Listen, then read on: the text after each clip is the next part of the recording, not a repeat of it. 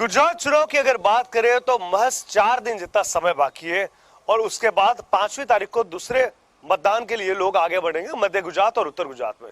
लेकिन इन सब के बीच में अब जबकि 10 दिन से कम दिन का समय है, सूरत के अंदर आज ही बताऊं तो एक बाजू आम आदमी पार्टी अपना जोर शोर लगा रही है, कांग्रेस अपने हिसाब से मेहनत करी है, वहां बीजेपी ने कारपेट बॉम्बिंग यानी सारे सेंट्रल लीडरशिप सारे बड़े नेता को गुजरात में उतार दिया है चुनावी मैदान में।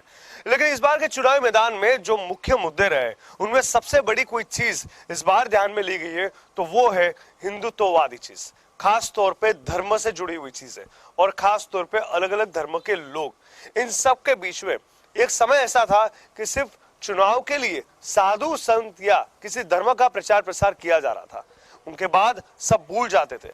लेकिन इस बार कुछ अलग चीजें दिख रही है। हमारे पीएम की ही बात करें तो जहां पे भी जिस स्टेट पे जाते हैं वहां अचूक जहां भी मंदिर हो वहां माथा टेकते हैं और उसके बाद आगे के कार्य की शुरुआत करते हैं। हमने देखा है सोमनाथ में उनको दर्शन करते हुए, केदारनाथ में देखा है, मां आद्यशक्ति अम्बे माता के दर्शन के द्वार पे भी हमने उनको देखा है। तो कहीं ना कहीं धर्म, आस्था और श्रद्धा से वो हमेशा जुड़े हुए। लेकिन इन सब के बीच में सूरत के सारे साधु संत महंत हमारे साथ जुड़े हैं। उनकी भी एक सोच है, उनको पता है कि धर्म से बड़ी कोई चीज नहीं है, समाज को एक करके चलना हो तो धर्म सबसे आगे होना जरूरी है। लेकिन इन धर्म के साथ कौन सा पक्ष है, कौन सा नेता है, क्यों है और कोई क्यों नहीं है, ये सब जानेंगे। वो क्या सोचते हैं समझेंगे और समाज को वो भी आज मार्गदर्शन करेंगे। सबसे पहले अलग अलग साधु संतों से शुरुआत करते हैं। नमस्कार, आपका बहुत बहुत स्वागत है। इस बार के चुनाव में जो कहीं ना कहीं धर्म बीच में है और कहीं ना कहीं आध्यात्मिकता बीच में है, इनके पीछे कौन जिम्मेदार आपको लग रहा है और कौन वो नेता है जो कहीं ना कहीं लोगों को धर्म से जुड़ के विकास की एक नई परिभाषा दे रहा है? बहुत अच्छी बात है। महंत श्री बटुगिरी जी, अटल आश्रम सूरत। मित्रों, यही बात कहना चाहता हूँ मैं कि सतयुग के अंदर भगवान राम जब वो भी एक राजा थे और राज संचालन करते थे, लेकिन वो भी उसका गुरु के पास, वशिष्ठ के पास जाकर राज का संचालन की सलाह लेते थे। वैसे हमारा यहाँ का जो पीएम है, आज भारत के जन जन संख्या के अंदर, हृदय के अंदर स्थान है उनका, और आज साधु समाज भी उनके साथ है, देवी देवताओं का भी साथ है। क्यों कि आज देखा जाए तो काशी, यहाँ महाकाली, पावागढ़ वगैरह वगैरह कहीं, मैं ज़्यादा समय तो नहीं लूँगा, लेकिन आज जो धर्म से साथ जुड़ा हुआ वो तो सतयुग के अंदर भी राजा राम भी वशिष्ठ के पास जाते थे। वैसे आज वही संस्कार इन महापुरुष में आया। आज संतों को आगे लेके छूटने का प्रचार हो रहा है। और मैं तो यही कहना चाहता हूँ कि ऐसे महापुरुष को सपोर्ट करके 15-20 साल निकल जाए तो ये सोने की चिड़िया भारत जो है वो फिर वापस देखने को मिलेगी। आपने बताया सतयुग में भी ऐसे राजा थे, लेकिन ये तो कलयुग है और कलयुग की अगर बात की जाए तो यहाँ अपने स्वार्थ के लिए कुछ भी करने को तैयार है। आप क्या मानते हो, इस कलयुग में सतयुग जैसा वातावरण तो नहीं हो सकता, लेकिन कहीं ना कहीं एक अच्छी विचार सरणी अगर लोगों तक पहुंचाई जाए वो भी अपने आप में बड़ी बात होगी। तो उनके लिए आपको क्या लगता है, कौन पक्ष काम कर रहा है? सबको श्री कृष्ण प्रणाम। स्वामी लक्ष्मण ज्योति, प्रमुख प्रणामी मंदिर, प्राणनाथ हॉस्पिटल। अभी 4 दिन के बाद में गुजरात विधानसभा का इलेक्शन आ रहा है, 1 तारीख और 5 तारीख, 2 तबक्के में। इसमें हम सब जो संत समाज हैं वो भारतीय जनता पार्टी के साथ में है। इसका पीछे का रीज़न ये है कि गुजरात के पनौता पुत्र जो नरेंद्र भाई मोदी जी केंद्र में जाकर के उन्होंने जो भारत की गरिमा को बढ़ाया, गुजरात में रह करके सीएम रह करके भी गुजरात का कितना डेवलप किया। और एक सामान्य जनता को क्या चाहिए, वो सुरक्षित रहना चाहता है, देश का विकास चाहता है और देश की समग्र विश्व के अंदर अपना अलग अस्तित्व चाहता है। ये भारतीय जनता पार्टी और नरेंद्र भाई मोदी के नेतृत्व में हम ये देख रहे हैं। ठीक है, आज से पहले ऐसे कभी नहीं देखने को मिला था कि साधु संत महंत खुल के किसी का प्रचार प्रसार कर रहे हैं। इस बार क्यों ये वातावरण दिखने को मिला है? क्या 2014 के बाद की स्थिति है, 2001-2 के गुजरात के बाद की स्थिति है, या पिछले कुछ सालों में आपने वो महसूस किया है कि ये कहीं ना कहीं एक ही पक्ष है जो धर्म का प्रचार करके समाज को जोड़ने के लिए कोशिश कर रहा है, या फिर और कोई कारण है?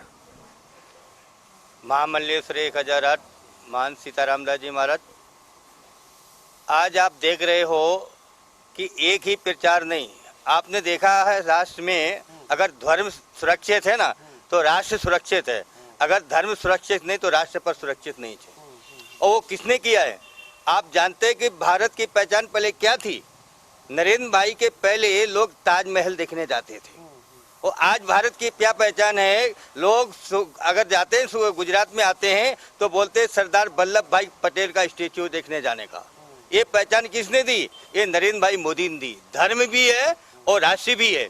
और लोग आते थे जैसे कि भारत जाते हो ना, बोले हाँ कि ताजमहल देखने जाना। आज क्या कहते हैं? भारत जाना है तो काशी विश्वनाथ देखने जाने का, भारत जाना है तो अयोध्या राम मंदिर देखने जाना, भारत जाना है तो केदार बद्रीनाथ का मंदिर देखना जाना है। इसलिए आज धर्म सर्वप्रिय अगर कौन किया है तो नरेंद्र भाई मोदी ने किया है और इसके साथ धर्म अग्रसर है तो राष्ट्र भी अग्रसर रहे, वो ताकत नरेंद्र भाई ने दिखा दी। देखिए एक समय था कि जहां महाभारत हुई थी वहां पे भी धर्म की बात की गई थी, वहां पे भी राजकारण था, वहां पे भी युद्ध था। आज का युद्ध अलग है, आज का राजकारण अलग है, लेकिन आज की महाभारत अपने आप में। अगर इस पॉलिटिकल पूरे सिनेरियो को अगर हम समझने की कोशिश करें और महाभारत से कंपेयर करें तो किन नेता को किस उस टाइम के जो भगवान थे या जो महाभारत में लड़ रहे थे, किनको आप कहां पे कंपेयर करोगे? क्योंकि यहाँ पे शामनाम दंड भेद सब कुछ है, यहाँ पे भी चालाकी है, यहाँ पे भी राजकीय तौर पे चीजें हो रही है। कैसे आप देख रहे हो? मेरा नाम है स्वामी अम्बरीशानंद जी, जॉइंट सेक्रेटरी भारत सेवाश्रम संघ और सूरत आश्रम के हम अध्यक्ष है। और हम पहले से ही आज लगभग 30-40 साल से हमारी जो परिस्थिति है हम देखते हैं। हमारी शास्त्र में एक बात है कि जथा राजा तथा प्रजा, राजा जैसा होगा, देश का राजा जैसा होगा ऐसा ही प्रजा होता है, उसको अनुकरण करते हैं राजा को। और हमारे रामचरितमानस में अयोध्या कांड में एक चौपाई है, चाहिए धर्मशील नरनाहु। देश का राजा कैसा होना चाहिए? जो धर्मशील हो, चरित्रवान हो, ऐसा सदाचार निष्ठ हो, ऐसा राजा होना चाहिए। आज वो राजा सही तो रहा नहीं, परंतु देश के जो प्रधानमंत्री है वो ही देश को चलाता है, वो ही राजा के बदले में प्रधानमंत्री है।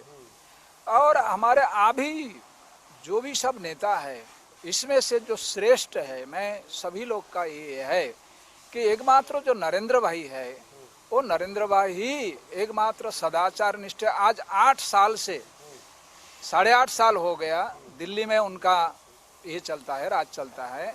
और गुजरात में लगभग 13-14 साल उन्होंने सीएम रखे गया, मगर आज तक उनकी शासन के काल में किसी भी प्रकार की कौभांड या तो किसी भी प्रकार की कोई भी दाग आज तक उनका ये में नहीं है। और उन्होंने आके पहले जो भारत की जो पहचान कि राम की भूमि है, कृष्ण की ये भूमि है, भगवान शिव की ये भूमि है, तो सरदार जी ने तो सोमनाथ ये करके गए थे और इन्होंने आके राम मंदिर को फिर भव्य राम मंदिर बनाने का जो ये किया था, वायदा किया था, उन्होंने वो वचन पूरा किया और वो काम चलता है। 1 साल के बाद उसका उद्घाटन भी होने वाला है। बिल्कुल, आपने राजा की बात की, लेकिन बाकी पक्ष भी वही ना वही बोल रहे हैं कि हम अगर जीत गए तो हमारे पक्ष के राजा, यानी यहाँ की बात करूं तो मुख्यमंत्री, वो सबसे श्रेष्ठ होंगे। क्यों बाकी पक्षों के श्रेष्ठ नहीं हो सकते? क्यों आपको ऐसा लग रहा है? नहीं, मेरा नाम स्वामी विश्वेश्वरानंद, नारायण मठ संन्यास आश्रम सूरत में रहता हूँ। आपका प्रश्न है कि दूसरे लोग भी ऐसी बातें करते हैं। नहीं, हम लोगों ने उनको पहचाना है, हम लोगों ने देखा है उनको, क्योंकि गिरगिट जैसे उनके जो है रंग बदलते रहते हैं और रंग बदलते हुए भी हमने देखा है। क्योंकि यहाँ पर धर्म के नाम पर धर्म को इन्होंने, हिंदू धर्म को गालियाँ भी दी, इन्होंने हिजड़ा छक्का क्या क्या इन्होंने कहा। और इनके जो अध्यक्षों ने और कितने कितने महात्माओं को भी इन लोगों ने ताड़ना दी और इन्होंने जेल भेजा। और हिंदू संस्कृति का जहाँ जितना इन्होंने सत्यानाश करने में कोई भी कचास इन्होंने नहीं रखी थी। इसलिए हम लोग जानते हैं कि ये लोग खाली देखावा करते हैं। जब चुनाव आते हैं तो मंदिरों में जाते हैं, टीला लगाते हैं, जनोई दिखा देते हैं, ये सब ये जब चुनाव आते तभी करते हैं, बाकी उसके बाद कहीं कुछ नहीं है। बाकी जो हमारे नरेंद्र मोदी जी के अंदर हम लोगों ने देखा है, आज उनका गुजरात में और दिल्ली में शासन करते हुए 20 वर्ष उनके हो चुके हैं। 20 वर्ष के अंदर पूर्व महाराज जी ने कहा उसके अनुसार एक भी दाग उनके जो है शासनकाल में उनको नहीं लगा और उनके कोई मंत्रियों को भी नहीं लगा। ये तो थोड़े दिन के अंदर तो ये तो जेल में बैठे हुए लोग हैं। ठीक है, तो यहाँ पे एक चीज जिस तरह से आपने बताई कि पिछले कुछ अनुभव से श्रेष्ठ चीज कोई नहीं हो सकती, और अनुभव आपका ये बता रहा है कि ये पक्ष बहुत बड़ा अच्छा काम कर रहा है। अच्छा, जनता की अगर बात करूं तो जब चुनाव के माहौल में जब सब लोग एक ही प्रकार की बात करते हैं, सारे पक्ष एक ही वादा करते हैं, तो जनता को कैसे समझना चाहिए कि ये ठीक रहेंगे, ये ठीक नहीं रहेंगे? क्योंकि भोली जनता कई बार प्रचार प्रसार के प्रभाव में आके भी वोट कर देती है, लेकिन 5 साल में एक ही बार तक मिलती है, वो कैसे आप बताओगे? मेरा नाम महेंद्र गिरी महाराज, हरिद्वार सजुआनंद योग आश्रम। अभी क्या है कि पब्लिक की सबको गुमराह करते हैं, फिर ये लोग मन नहीं मानते हैं, आप स्वयं जानते हैं। पर हमारा जो सनातन धर्म है उसको हर जीव नहीं चलाता है। साधु संतों की तरफ से यही हमारी तो दुआ है कि हमेशा आप जो सोच रहे हैं वो हर कार्य होगा। ठीक है, और खास तौर पे हमने देखा कि पिछले कुछ समय के अंदर मंदिरों पे काम किया गया है, धर्मों पे काम किया गया है, रीडेवलपमेंट का अच्छा काम हुआ है।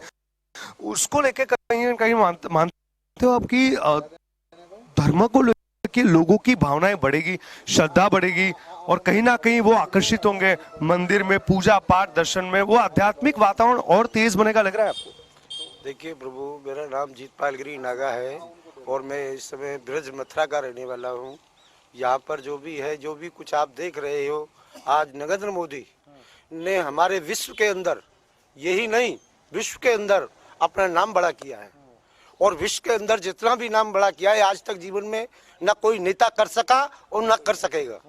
यही कहने का कर्तव्य है। बाकी मेरे पास कोई ऐसी वस्तु नहीं, मैं तो एक साधु संतों का एक चरणों की रज हूँ। मैं इतना बड़ा साधु नहीं हूँ। मैं तो यही कहता हूँ, भगवान हमेशा नरेंद्र मोदी को हमेशा उसकी मनोकामनाएं हमेशा पूरी होती रहे और हमेशा देश के अंदर उनका नाम रोशन रहे। बिल्कुल। आपको क्या सबसे ज्यादा अच्छा लगा है? क्योंकि सब लोगों ने अपने अपने हिसाब से बताया। क्योंकि देखिए, एक बात होती है मंदिर तक पहुंचना, मंदिर की एक जान पहचान बनाना, वो अच्छी बात है, लेकिन लोगों को धर्म से जुड़ना अपने आप में बहुत बड़ी चीज हो जाती है और हर लोग उस भावना के साथ नहीं जुड़ पाते। वहां आपको क्या लगता है कि कौन सा पक्ष सामाजिक तौर पर यह काम कर सकता है? बीजेपी ने बहुत बढ़िया काम किए हैं। हमारे जो मुख्य प्रधानमंत्री जी हैं, हमने कोरोना काल में भी उनको देखा है कि उनकी बराबर शायद गरीब लोगों की सहायता कोई पार्टी नहीं कर सकती है। उन्होंने जो राहत दी है, हमारे भारत देश को जो बचाया है, वो मोदी जी ने ही बचाया है। ठीक है, आपने कोरोना काल का जिक्र किया, मैं आपसे पूछना चाहूंगा, बहुत सारी ऐसी घटनाएं हुई जो लोगों को पीड़ा दे गई। मोरबी की रिसेंटली एक घटना हुई, उसके पहले 2 साल हमने कोरोना में बहुत कुछ फेस किया। 2001 में भूकंप में हमें देखा था, 2006 में सूरत ने पूर्व में देखा। जब ऐसी पड़कारजनक स्थिति होती तभी कहीं ना कहीं परीक्षा हो जाती है कोई भी पक्ष, कोई भी नेता की। उन टाइम पे आपको क्या सबसे अच्छा लग रहा है किसी पक्ष का जो ऐसे टाइम पे दौड़ के लोगों तक पहुंचता है? जैसे कि हमारे यहाँ पे गाय काटी गई थी भारत के अंदर और मुसलमानों ने बहुत अत्याचार किया और नरेंद्र मोदी ने सबको बचाया। योगी जी ने बचाया, इनको बहुत अच्छा किया, अच्छा कार्यक्रम कर रहे हैं। इनको इसी बस इतना ही कहना चाहता हूँ। ठीक है, उनको अच्छा काम लग रहा है। उन्होंने गाय की बात की, जिस तरह से अलग अलग चीजों और समझने की कोशिश की। सारे नेताओं से हम समझ रहे हैं, जान रहे हैं कि लोग अपने अपने हिसाब से चीजें बता रहे हैं।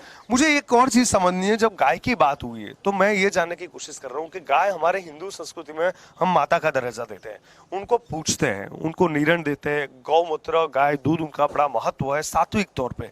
लेकिन कहीं ना कहीं उन गाय की सेफ्टी को लेके, क्योंकि हमने देखा है कि बहुत सारी चीजें ऐसी भी सामने आई है जिससे विवाद हुआ है, तो ये सारी चीजें जो धर्म से सीधे तौर पे जुड़ी हुई है, उनको प्रोटेक्ट करने के लिए क्या करना चाहिए? और हिंदू धर्म के अंदर अटल आश्रम महंत बटुगिरी जी सूरत, हिंदू धर्म में गाय का तो बहुत महत्व है और सरकार भी आज गौशाला के लिए कुछ बहुत मदद कर रहा है और उनके लिए एक राष्ट्र प्राणी जो हो, और ये भी समय समय पर ये प्रसार हो जाएगा कानून। और गाय के लिए, राष्ट्र के लिए, समाज के लिए जो जो कुछ कमी है वो भी नरेंद्र भाई के माइंड में है, मगज में है। हिंदू राष्ट्र बनाना, गौ माता को ये दर्जा प्राप्त करना राष्ट्र माता का, और हिंदू राष्ट्र बनाना, तो कई जो बातें हैं वो सब उसके माइंड में है, लेकिन बहुमती से वो चुनाव में आ जाए तो एक राजा का भी एक जय होता है कि मैं कुछ ऐसा काम करूं। और ये तो हमारे भारत का राजा है और ये पूरा विश्व के अंदर जिसने नाम, आज तक किसी प्रधान को इतना महत्व नहीं दिया, लेकिन जनता आज कोई भी छोटा बच्चा से पूछा मोदी मोदी, छोटा बच्चा जिसको पता नहीं कि मोदी क्या होता है वो भी आज उनको जानने लगे हैं। वही इनकी कार्यशैली है।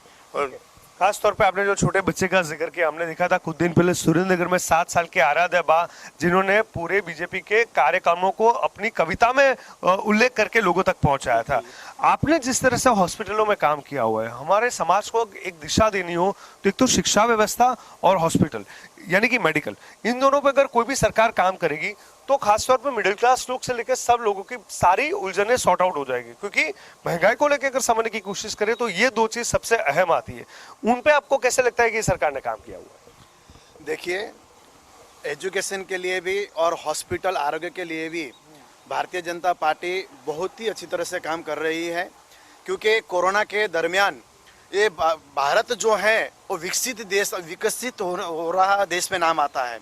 फिर भी यशस्वी प्रधानमंत्री नरेंद्र भाई मोदी ने कोरोना जैसे क्रिटिकल समय में उनकी सूझबूझ और उनकी कुशल नेतृत्व की वजह से हिंदुस्तान में कोरोना के समय में भी इतने उन्होंने सेवाएं की। हॉस्पिटल के माध्यम से, मैं खुद प्राणनाथ हॉस्पिटल चलाता हूं, तो सरकार ने इतनी सब्सिडी, इतने उन्होंने सहूलतें प्रदान की। और एजुकेशन के लिए भी देखिए, हर शहर में सरकारी स्कूल तो है ही है, सरकारी स्कूल में अच्छी तरह से पढ़ाया भी जाता है। तो भारतीय जनता पार्टी जो है एजुकेशन में भी और आरोग्य सेक्टर में भी और धार्मिक क्षेत्र में भी, सांस्कृतिक क्षेत्र में भी, हर तरीके में वो एकदम ही अच्छी तरह से कार्य कर रहा है। ठीक है, तो जिस तरह से ये समझने की हमने कोशिश की, स्वाभाविक तौर पे लोगों का विश्वास यहाँ खास तौर पे साधु संत जो महानुभाव है, जो लोगों को मार्गदर्शन करते हैं, उनका एक बड़ा विश्वास है। मैं बाकी पक्षों की भी अगर बात करूं तो ऐसा तो नहीं है कि मंदिरों में उन लोगों ने विजिट नहीं किए, वो लोग भी दावा करते हैं, वो लोग भी धर्म को बचाने की बात करते हैं, वो लोग भी समाज को एक करने की बात करते हैं। जब राहुल गांधी भी जाते हैं तो क्यों उम्मीद सिर्फ एक ही नेता, एक ही पक्ष, एक ही कार्यशैली पे? उसका कोई खास कारण? उसका खास कारण ये है कि वह खाली दिखावा करते हैं।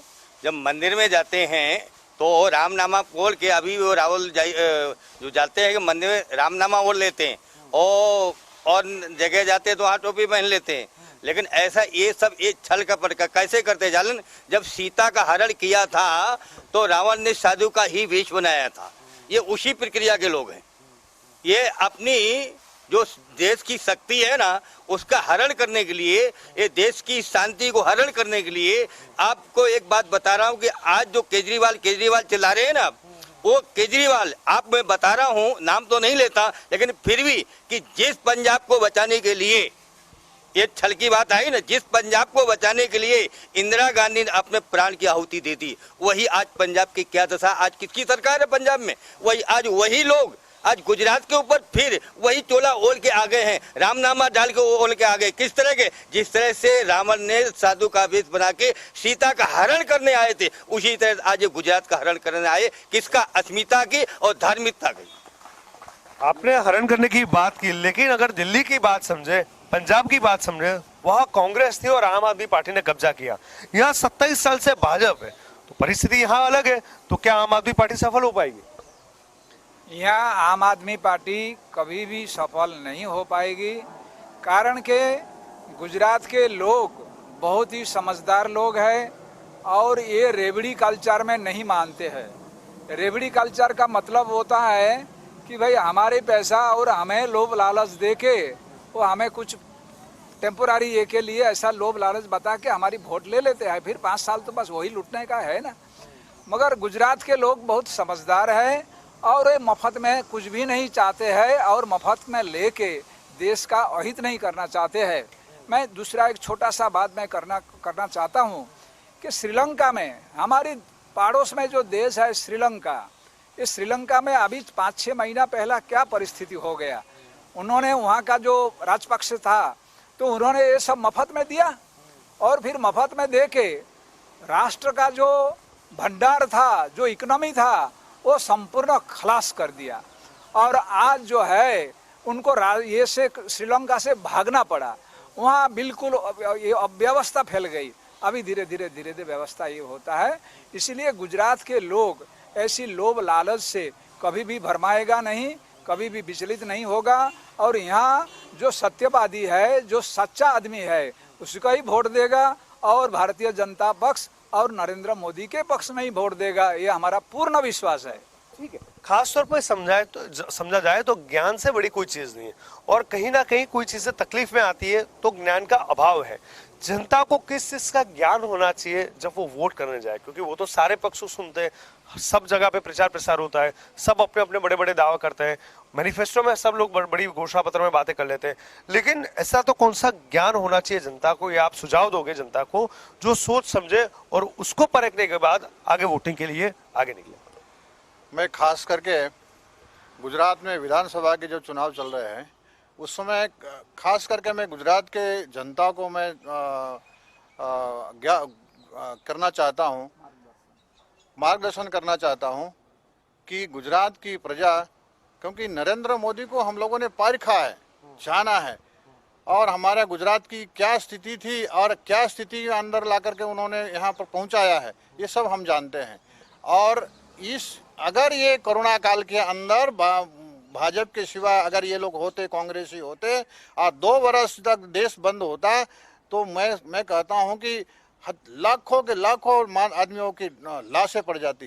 पर 2 वर्ष देश बंद होने के बावजूद आज भारत को ऐसा नहीं लगता कि देश 2 वर्ष तक भारत बंद था और फिर भारत जैसे के वैसे ही आज हम धमधमता देख रहे हैं। ये नरेंद्र मोदी की देन है।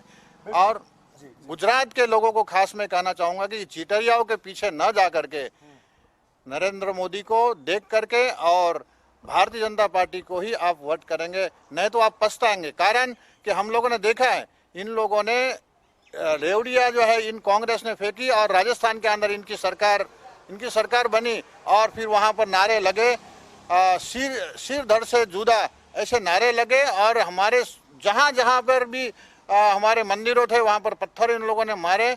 गुजरात की जनता को खास सूचित करना चाहता हूँ कि ऐसे लोगों को कभी भी यहाँ पर प्रसव ना दो, अपने मोहल्ले गली में भी उनको घुसने ना दो, क्योंकि ये इनका घुसना ही हमारे लिए खतरा है। क्योंकि गुजरात तो शांति प्रिय देश है, क्योंकि हम लोगों ने देखा है गुजरात के अंदर नरेंद्र मोदी का शासन हम लोगों ने देखा है। इसलिए हमको चाहिए शांति यहाँ पर, तो हमको चाहिए यहाँ भाजपा। देखिए, यहाँ पे सब अलग अलग स्टेट का भी जिक्र किया गया है, खास तौर पे दिल्ली और पंजाब का, राजस्थान की भी बात की गई, लेकिन इन सबके बीच में अगर विकास के मॉडल के हिसाब से समझा जाए तो गुजरात ही था और गुजरात ही है। और गुजरात ही एक ऐसा है जहां 27 साल से भाजपा है और इतने बड़े लंबे समय के बाद एंटी इनकम्बेंसी नहीं है, क्योंकि साफ तौर पे सब लोग एक ही मत से अगर रजुआत कर रहे हैं, इसका मतलब कहीं ना कहीं इस पक्ष के साथ, इस पक्ष से साथ जुड़े हुए नेता के साथ लोगों का प्यार, मान, सम्मान और विश्वास जुड़ा हुआ है। जहां पूरा धर्म एक हो, जहां लोगों का विश्वास एक हो, जहां मार्गदर्शन करने वाले साधु संत और महंत भी एक हो, और इन सब के बीच में उनकी आवाज भी एक हो, तो कहीं ना कहीं समाज को इस दिशा में सोचना जरूरी है, ये कहना है इन साधु संत का। तो हमारी इस खास डिबेट पे बस इतना ही।